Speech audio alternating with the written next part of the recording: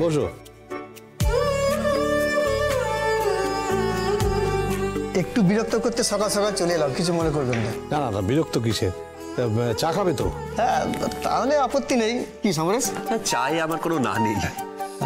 নীলা, ওনাদের চা দাও।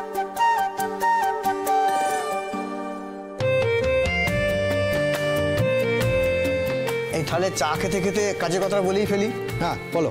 দেখুন, প্রত্যেকবারের মতো এবারেও কিছু বাচ্চাকে হাতে খড়ি দিতে হবে। আপনি ছাড়া এ কাজে আমরা কোনোদিন কারোর কাছে যাইনি, এবারেও যাব না। তাই এবছরে আপনার বাড়ি সরস্বতী পুজোতে হাতে খড়ির আয়োজন করা হচ্ছে তো? দেখো, প্রতি বছর যেরকম সরস্বতী পুজো হয় এবছরও তাই হবে। পুজো, তারপরে বাচ্চাদের হাতে খড়ি, ভোগ প্রসাদ সবেরই আয়োজন আছে। তাহলে তো কোনো সমস্যা নেই, আমরা আমাদের ফর্মালিটি পালন করে গেলাম, পুজোর দিন আপনি আপনার দায়িত্বটা পালন করে ফেলবেন। সে তো তোমরা না বললেও আমি এমনিই করি।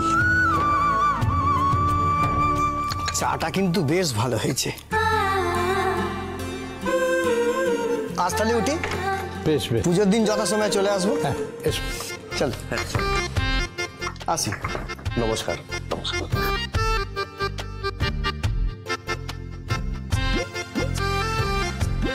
ও, ভালো কথা। তোমাদের বলি, আমি বলবোই ভেবেছিলাম, তো প্রসঙ্গ যখন উঠলো তখন বলেই ফেলি। আমার প্রাক্তন কিছু ছাত্রছাত্রী আমাকে ফোন করেছিল, ওরা এবারে সরস্বতী পুজোয় আসতে চায়। তো সবাই মিলে একসঙ্গে হইচই করবে, বাচ্চারা অঞ্জলি দেবে, তারপর ওই সবাই মিলে ভোগ প্রসাদ একসঙ্গে খাবে। তবে হ্যাঁ, হাতে কিন্তু মাত্র 2 দিন, খুব তাড়াতাড়ি সব কাজকর্ম শুরু করতে হবে, কাজে লেগে পড়ো।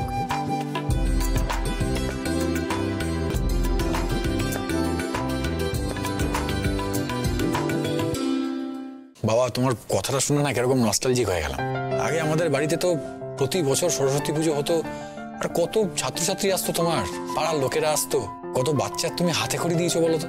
কিন্তু কয়েক বছর হলো আমাদের বাড়ির থেকে যেন সেই চলটাই উঠে গেছে বলা যায়। সেই চল আবার ফিরে আসবে। আগে যেমন করে সরস্বতী পুজো হতো আবার তেমন করেই হবে। মা সরস্বতী হলেন বিদ্যার দেবী। যারা পড়াশোনা বা বিভিন্ন শিল্পের সঙ্গে যুক্ত, তাদের প্রত্যেকেরই মা সরস্বতীর বন্দনা করা উচিত। আমিও পুজো করব।